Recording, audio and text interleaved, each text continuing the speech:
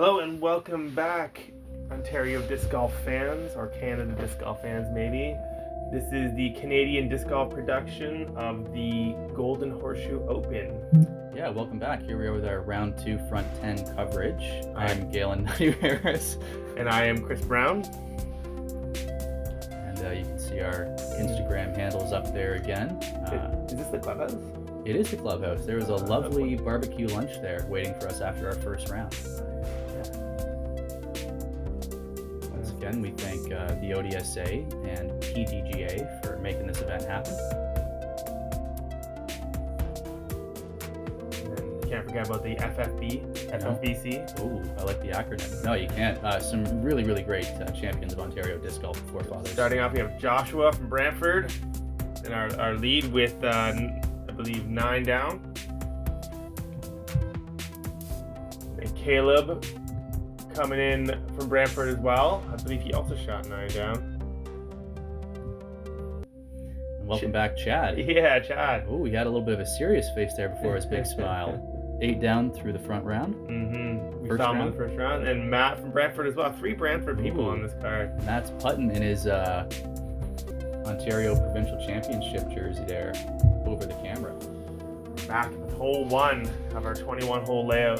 Yeah, if you missed the first round, this is a pretty standard backhand hyzer for a lot of these guys. 319 feet. You want something that's going to go straight, maybe flip up if you're feeling cheeky, and then fade out hard towards a hanging basket there tucked in on the left. No out of bounds to contend with. Nothing too crazy unless you saw your shot off early, but a difficult 2. I don't think there were too many on the day, so we'll see how our card can carve this up, but as long as they can stay out of trouble, the 3 should be pretty accessible. We should add this is the lead card of the final round. This is the advanced division, the AM1 division. This was an amateur-only event, which is fantastic in my opinion. I think we're going to start seeing a lot of separation in years to come. Yeah, no, nice to see an event that's approachable for us Joes, not just you pros. Nice backhand there from Josh. I think that's just about exactly where you'd like to be. It looks to see. Ooh, that's definitely early, and that playground there, just avoiding that. You've actually got a bit of a look over the top of that foliage there, but nothing easy. You think anyone's ever played from that trampoline? We were talking about that on our card and about how you would have to play it, because you'd have to either play from under or on the trampoline. That's right. And I wonder if anybody's ever been there. Chad, our lefty, resident lefty on the card, you saw him in the first round. That looked like it was going to be fantastic. Yeah, it's looking real good.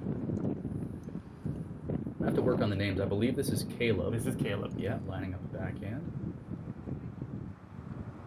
Yeah. Not too sure why Chad bumped there. Not too sure why Chad bumped. No, that has to be Matt then. I thought that was... Something may have been messed up in our original graphics. So, because Chad went before, who I am calling Caleb. If we called you the wrong name, just please forgive us. We love you, and we're very happy with your play on the day. Yeah,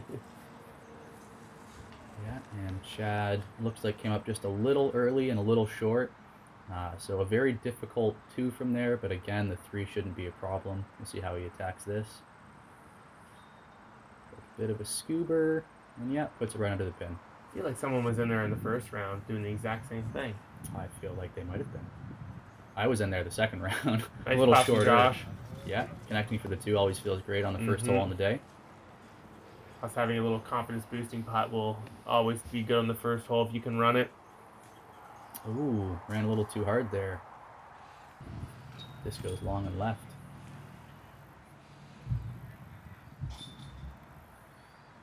Nice putt for the 3.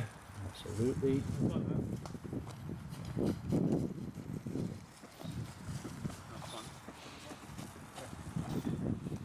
Tapping for Chad there after his scuba, and then On to go, the hole 2. Yeah. Only for another second time in a row, only 3 birdies on the day, including Joshua, and then Dylan from our first inning, and then Eric Fernandez. Yeah, shout out Eric, who was playing on my card in the morning. Another great guy to share around with. Had a bit of a challenging round himself, but stay positive and a great guy to hang out with for the day. Hole 2, our only par 4, 430 feet. You've got a Mando where you have to go left of that pine tree you see right in the foreground of your hole there.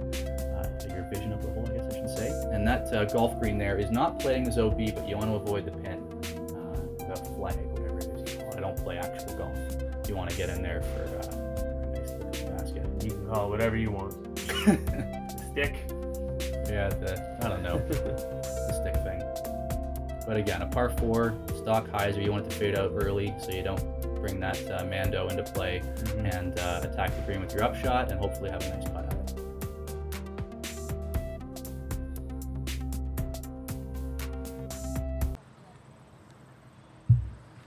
Josh just getting into double digits now on the first hole. That is going to push him into the lead. Let's see if he can hold on to it. Yeah, taking sole possession of the lead, and looks like he's putting a nice shot up there. A little inside, but other than that, that's just about right where you want to be. Even there, you should have a hyzer into the green.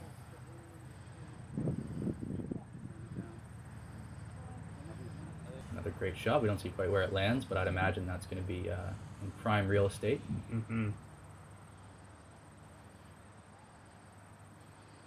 Breezy again today, it looks like. Yeah. Oh, and that just rides straight for Chad for quite a while. And he's attacking the camera, man. I don't even know if the camera guy knew. I don't think so.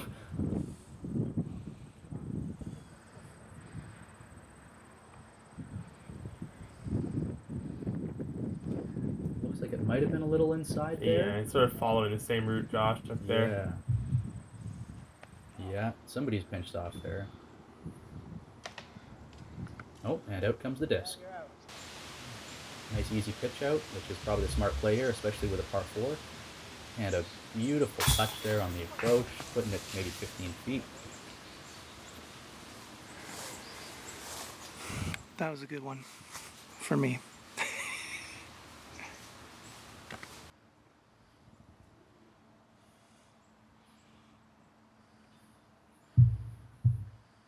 Yeah, looked pretty routine for Chad right there. Just a little hyzer to miss the Mando. Yeah. He didn't hit the. Yeah. You know what? I'm gonna stick with it. I'm gonna Okay. pretend like that's what I meant to say. I'm gonna let you roll with it. He didn't hit the Mando line, so you know what? I'm just gonna give up on that. We can just say it however we like. He did the right thing, and he's now going for his putt, which comes up a little right. I thought he was a lot closer than that. I'll be honest with you. Yeah, it looked good to me too. I think sometimes just I don't know, looks can be deceiving. And Josh lining up a nice straddle putt. 15 feet. Oh, left side. I was looking cash money for a second there, but just slips out. Here we have, I believe, Caleb putting for his 3, and he gets it. Very nice. And now we've got Matt lining up a putt. And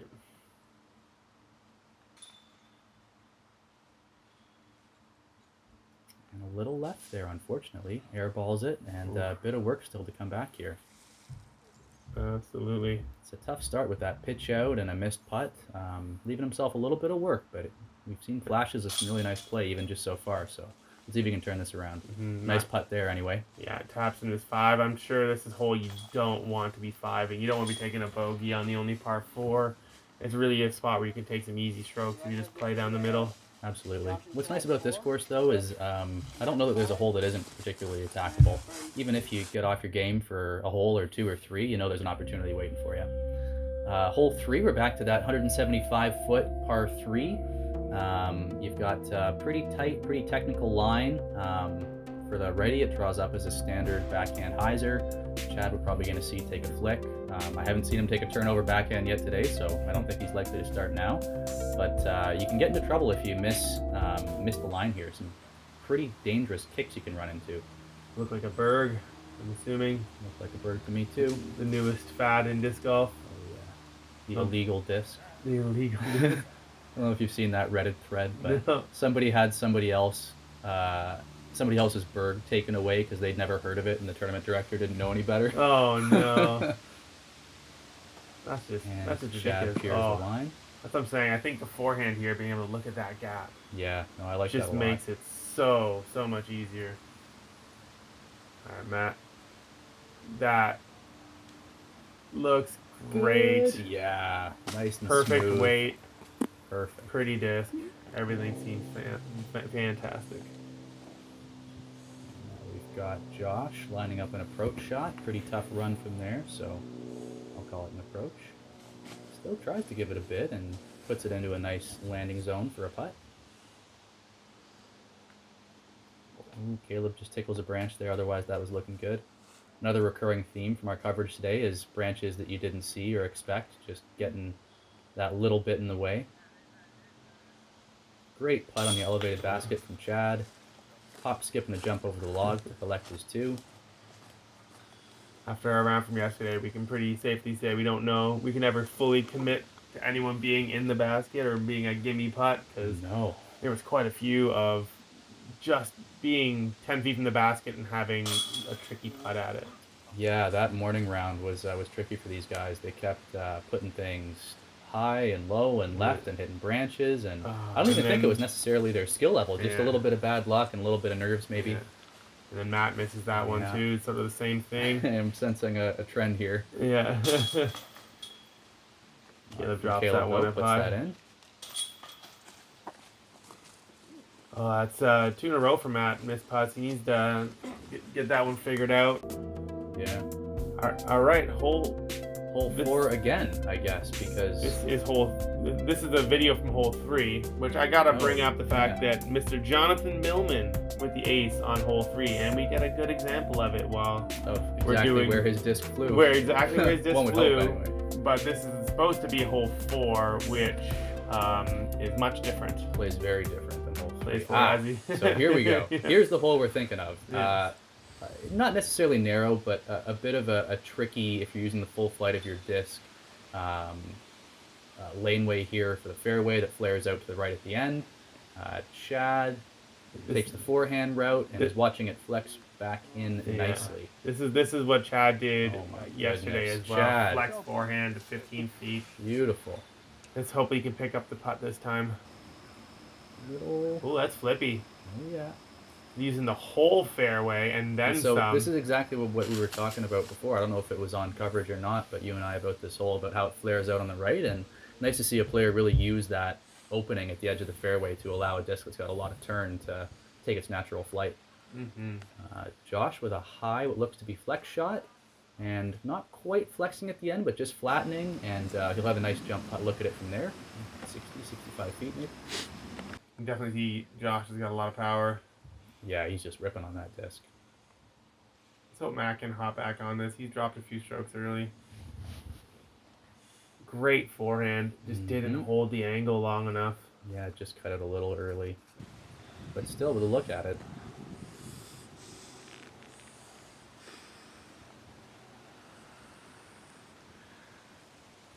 This would be a really big putt if you can make it after those two Get misses it. already. Oh, just a little low. Dead center But from that yeah, distance. what a perfect line on that putt. And I a think tricky that was out there. Josh, right? Yeah. Or No, that No. must have been Caleb. that was Caleb coming out of Yeah. the bushes. Josh with almost, I don't want to jinx anything with the putting issues we've seen today. Oh, yeah, But well. with almost a tap in is what I was going to say. I didn't want to jinx him. A great 2 to get there. You got pace Caleb puts on those putts. Yeah, Great for these prodigy baskets. Maybe not so good for some of the others. perhaps not. but All right, he's making it redemption work for him. Chad. After yesterday missing this exact same putt. Yeah. Dead center. You can see he's even happy about making a 15-footer. Misses it in the morning, but he makes it in the afternoon. I'm going to get it right one of Someday, these times. someday. Just pretend like everything I say is afternoon and morning. Okay, we'll do. So only 3 birdies. You saw 2 of them, Josh and Chad. But then another one, Galen, again. Hey, what can I getting say? all the I'm shout-outs here. getting the elusive birdies, I guess. Yeah. I think I got a couple easy ones too. I don't know. No. If you got all the easy ones, it'd be up here. Hole playing with these 5, boys. pretty, I don't know what I was going to say, basic, I guess, hole. 185 feet. You're looking at a forehand hyzer for the righties, and for Chad, you're looking at a backhand hyzer. You're just looking to get something just past those bushes and let it skip in, ideally. You ever thrown left-handed, Galen? I have, and I found it to be impossible, and I did not do it again, and I hope never to unless I hurt my right arm. Fair enough. And got Josh lining up that standard forehand hyzer. How about you? You ever thrown lefty? I have mostly out of memes. Yeah. My left hand is useless and it doesn't go well. Yeah, it doesn't go well for me. We saw Josh just sort of skip something in a little short, but he'll have a nice putt. That There's was Caleb, though. Yeah, great forehand there from Caleb. Drops it right under the basket. 185 feet. I know forehand, maybe not. If you're not good at forehand, this is tough. But if you have a forehand, you have to birdie And this. Matt is just parking it. That's Yeah, no, this is, I mean, if you do forehand, this is about as textbook as it gets. You don't have to be particularly proficient to just put a high hyzer out there, 185 feet, and let it fade into the basket. This is where Chad was. Chad, a little longer than I expected. Yeah, that's where he was keeps it a last little round, low. too. Yeah, you're right, yeah. Must be hard with the backhand to get it to stop in time. Yeah, 185-foot backhand hyzer is trickier than it seems. Oh, Josh, no, off a the little cage. low for Josh. Oh, and a little high for Caleb. He can't believe it. No. Just going to angrily putt it right in the center of those chains. There you go. That's a little bit better pace. Yeah. He's definitely been rifling them home today. Chad makes his 3. Great when they go in, but if they miss. The same. And with the tap in, unfortunately not in contention for longest putt at all, Matt Bootsma. That's right. Very nice little tap in putt. That's good. And I think this was one of the easier holes on the day the way it played. I'm looking at this screen we got here, and there's an awful lot of birdies you and I are looking at. There is probably half the field birdied that hole. And so this is what we're saying. If you have any semblance of a forehand, this is a hole that you want to get. Hole 6, playing the opposite way for our right-handed players. Again, I was saying in the last round's coverage, sort of similar to hole 1, the way I see it. 341 feet, you get a similar distance. Nothing too heavy to contend with when you look at the placement of the basket. You're just worried if you're firing it quite as hard as these guys are about going a little long right or a little long left and having some trees to contend with on your putt. Other than that, flip something up, let it fade out, make your putt. 341 feet at one of the longer distances of the course. Sometimes it can be hard switching gears with touch shots all day, and then all of a sudden you have to put a full power hyzer out there to get it 340 feet. Absolutely. Matt doesn't seem to have a problem with that. That looks perfect. That looks great. Oh my goodness. Yeah, I think that's just about under the basket. Look at the wind. The trees are just bouncing. Yeah, and for a righty, and I guess the way Chad's drawing this hole up as well, just perfect wind for this hole. You keep something. Oh, wow. Is that long? I think it might be. Yeah, I totally lost sight of it. But you're very easily just going to let the wind do the work here and let your disc ride it right into the basket. I shouldn't say easily, but if you execute well, it can help you. That looked a little early, for sure. Yeah. Not as early as I thought, but yeah, no, it's going to be a longer look at it for sure. Coming in I like that look there, Caleb. Yeah, Skipping in. That's what you want to see. Very in the wind, you really want to keep it low, play the ground, get it moving. Yeah, once you get out early on this hole, those trees just block everything you have at the basket. Yeah, no, it's one of those holes where the 3 is very accessible if you don't hit your line perfectly, but you're really fighting for it too. He is fighting for it, but doesn't quite make it. He's got the lead. Yeah. And he's still running long. You like to see your leader stay aggressive like that. Like keeps things interesting. You like to see Galen walking by in the background there too. Was that me? I didn't see. It was definitely you. That sounds like me. Oh yeah, there I am, lining up beforehand on the next hole. All right, well, ignore your intrepid commentator and watch these putts instead. It's true.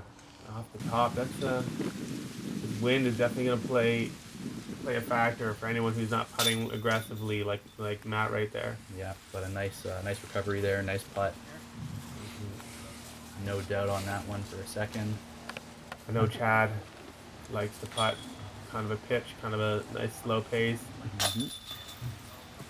Josh as well, a bit of a pitch. Just 3 there.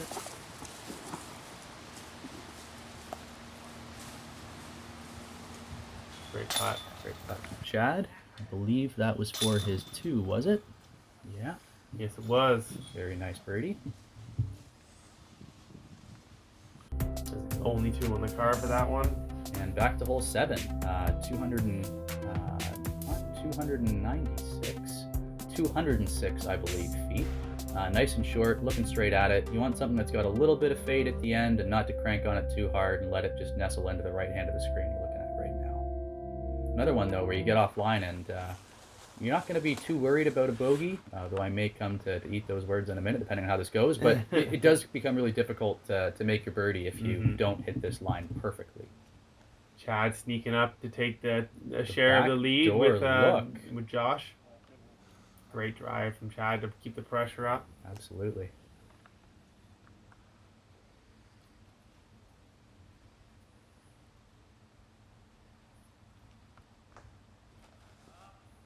Ooh, keeps that a little bit high, Matt, and just catches the trees. Keeps him in the middle. He'll have maybe a look for a 2, but pretty much a guaranteed 3 if he wants to take it. Real easy up and down, or maybe he gets aggressive. I guess we'll have to wait and see. And Josh just lets it go a little early, and a less than ideal kick. Yeah, Josh has really slipped these last few holes. He needs to keep the pressure up if Chad's going to keep throwing here in the gap like he is. Ooh, and that's a great drive there. Was that Caleb that tossed that up there? That must have been. I think so, yeah. Yeah, very nice shot placement. Looks like Matt is going to get a little aggressive here. Lining up a jumper. Putting that under the basket. He may have thought about running it, but sometimes your body just doesn't let you. Yeah, well, perhaps like a soft run. Puts it right up there. No muss, no fuss on the 3. Josh catches an unfortunate branch there. Leaves himself a little more distance than he'd like for his par putt. And Caleb cards his 2 there. Chad with a bit of an awkward look. Yeah, I thought his drive looked perfect, but he definitely got caught up in these trees deep. Sometimes if they don't catch you and you get behind them, they can be punishing. Very punishing. Yeah. And just doesn't quite connect. A very tough putt from there. That was almost all arm and no leg, no follow through. You can't really expect to get an accurate shot doing that. And Josh puts it in, and playing a little tougher than you'd expect. That's 0.2 under par on the day, hole 7. You can see some players potentially having issues going a little deep or getting sawed off a little early. These holes that have a lot of potential aren't always playing as easy as we like to think they might be. Yeah, 206 feet, almost dead straight. You kind of gotta think that you're gonna birdie that. At least go in and hoping for it. Now we're coming to a 209-foot par 3. Again, if you go back to the previous round's coverage, this is something where you want to keep it low. There's a lot of stuff up high, but you throw a low hyzer on the right-hand side, or that is if you're a right-handed backhand player, or a low forehand up the left, or reverse that if you're Chad, and you should stay out of trouble and skip in nicely. Looks like we're on to hole 9 now, par 3 209. We got that tight gap in the middle, and again, we're talking about placement here. You need something that's going to nestle itself right into that gap there, and if not, you're going to have a difficult time making your way up to a 2. So I guess we have some good scores if we look at where our players' scores have adjusted. That is good scores on the hole if you look at their scores on the round there on the last one. And now here we are on to hole 9. Nice placement as well for Matt Bootsma. Puts it just about right under the basket.